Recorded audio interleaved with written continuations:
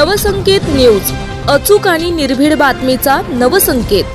मारहाण करून जखमी करणाऱ्यास 1 वर्षाचा सश्रम कारावास, उमरस पोलिसांच्या नावलौकिकात भर।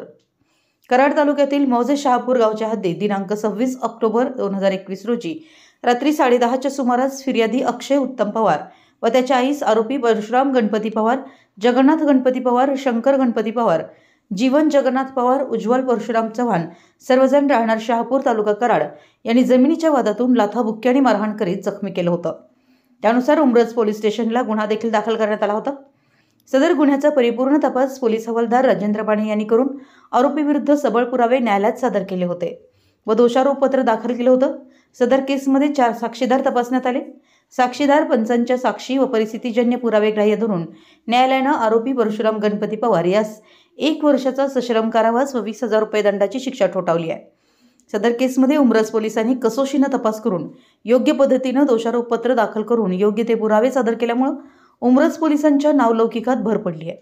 पोलीस अधीक्षक समीर शेख, अपर पोलीस अधीक्षक डॉक्टर वैशाली कडूकर, उपविभागीय पोलीस अधिकारी अमोल ठाकूर यांच्या मार्गदर्शनाखाली सहाय्यक पोलीस निरीक्षक रवींद्र भोरे, पोलीस हवालदार राजेंद्र माने, पोलीस कॉन्स्टेबल प्रमोद पाटील, प्रकाश कारवेकर यांनी सदर खटल्यामध्ये योग्य ती मदत केली।